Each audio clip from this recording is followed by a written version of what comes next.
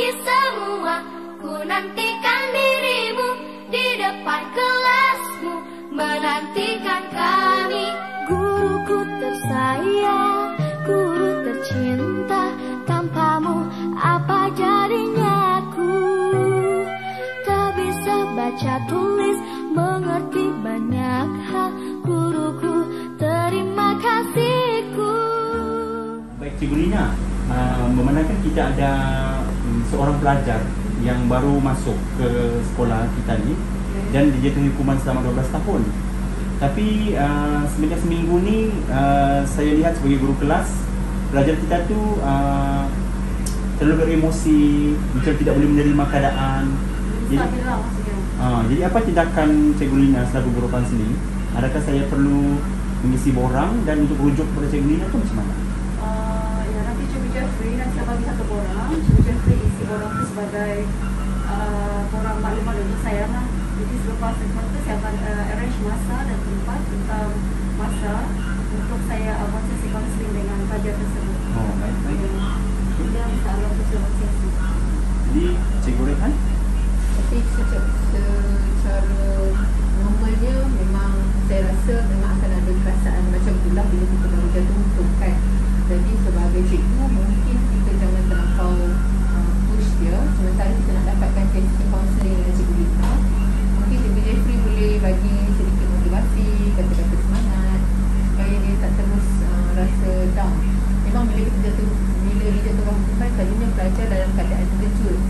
So mungkin dia pun tak sangka yang hukuman dia akan lama macam tu. Jadi mungkin sementara nak menunggu kaunseling tu, mungkin Cikgu Jeffrey boleh panggil, bagi kata-kata semangat, mungkin boleh bagi dia lihat lebih jauh kepentingan untuk dia berada di sekolah, dan membuktikan yang dia sebenarnya walaupun di penjara dapat menjadi lebih baik daripada sebelum masuk ke penjara. Jadi mungkin bolehlah bagi kata-kata semangat pada dia supaya dia taklah semakin down dekat kelas kan. Sebenarnya bila dia down macam tu, dia pun sebenarnya akan menyusahkan pelajar-pelajar lain juga, sebab bila kita nak buat pengajaran secara berkumpulan, mesti dia tidak menyumbang, dia tak menyumbang. Jadi lebih baik kita selamatkan dulu perasaan dia, kita tenangkan dulu hati dia, barulah kita bimbing perlahan-lahan lah, sementara dia nak mendapatkan solusi. Nanti saya akan tindakan lah. Dalam minggu pertama dia mungkin dia adaptasi, mungkin untuk sesuai dia adaptasi diri untuk biasakan dia dalam suasana sekolah. Sebab dia mau juga untuk just in case kalau dia mau sensitif macam apa pun boleh, tidak masalah. Nasihat saya kepada terutamanya lah kepada pelajar-pelajar di sekolah dalam penjara ni, di sekolah integriti ni, agar mereka menghargai peluang kedua yang telah diberikan oleh guru-guru, yang diberikan oleh pihak Jabatan Penjara, agar mereka tidak melakukan lagi kesilapan lampau dan melakukan perkara-perkara yang baik untuk masa akan datang. Yang paling penting kepada diri sendiri, kepada keluarga dan juga kepada masyarakat. Siapalah kita untuk menilai siapa mereka dahulu, kemudian siapakah mereka akan datang. Mana mungkin mereka yang dulu itu yang bersalah boleh menjadi manusia yang berjaya.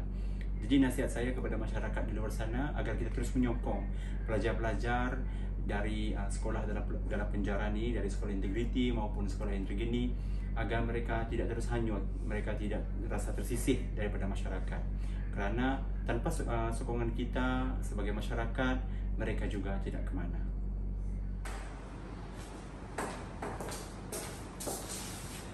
Jadi saya sebagai guru, bagaimana cara saya untuk mengubah pelajar-pelajar saya yang mungkin tidak sama dengan pelajar-pelajar lain di sekolah luar. Karena kita sudah maklum, kami punya pelajar-pelajar dari sekolah penjara ini mempunyai latar belakang jenayah yang berbeza, rogol, bunuh, rompak dan sebagainya. Jadi sebagai guru, apa yang saya perlu buat dalam kelas, selain mengajar akademik, saya juga berperanan memberi mereka nasihat agar berubah, ya, memberi mereka kasih sayang, sama seperti bagaimana saya menjadi seorang bapa kepada mereka.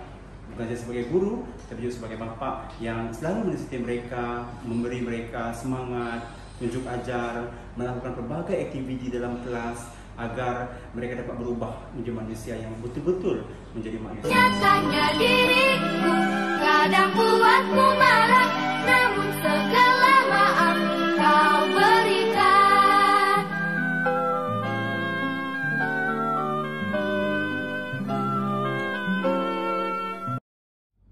Berbalik kepada cerita pengalaman pahit dan juga manis saya sepanjang bergelar guru di sekolah dalam penjara ni, di sekolah integriti ini, pahit tidak adalah.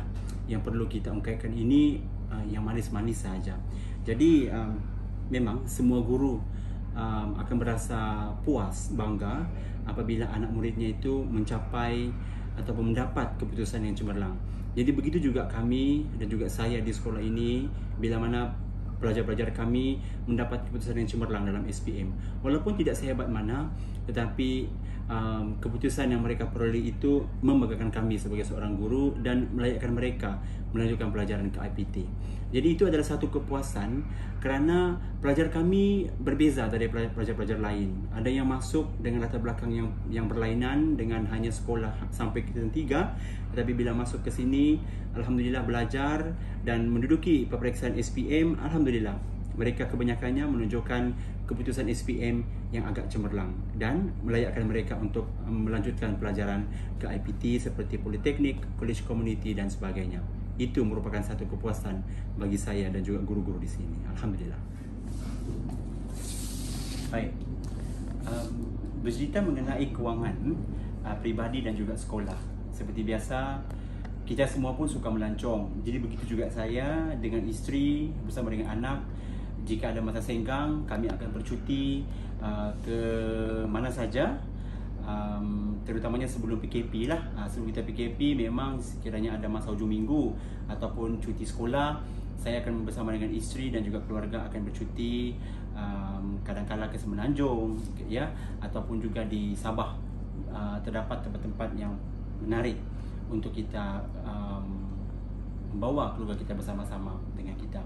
Jadi begitu juga dengan sumber kewangan. Sebagai seorang guru, sebagai seorang suami, ya, sebagai seorang anak, kita perlu tahu bagaimana kita membahagikan kewangan yang kita peroleh agar nanti kita tidak mempunyai hutang yang banyak, kan? Tidak mempunyai beban yang terlalu berat.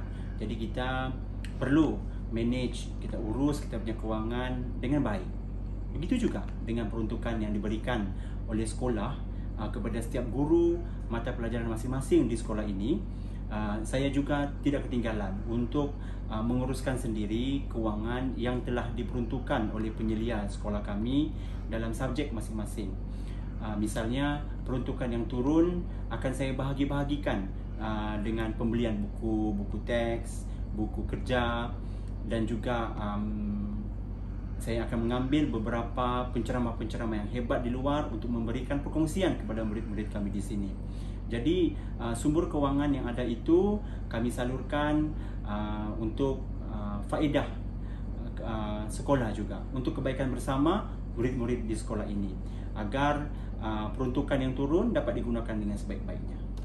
Jadi sempena Hari Guru 2021 ni, saya Cikgu Muhammad Jeffrey bin Ali Basah mengucapkan selamat Hari Guru kepada diri sendiri, kepada rakan-rakan, kepada ahli keluarga saya yang bergelar guru, dan juga yang paling tidak dilupakan kepada bekas-bekas guru saya di SK Gas Sandakan, SK Sungai Adib Sandakan, SK Sukau Kinabatangan Sandakan, SMK St. Mary, dan juga para pensyarah saya di Universiti Sains Malaysia dan juga Universiti Malaysia Sabah yang telah mendidik saya menjadi seorang yang boleh mencontohi mereka sebagai guru untuk mendidik anak bangsa kita.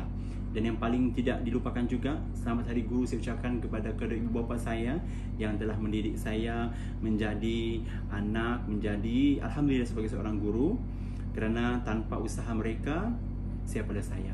Sekian, dan sekali lagi saya ucapkan selamat Hari Guru kepada semua.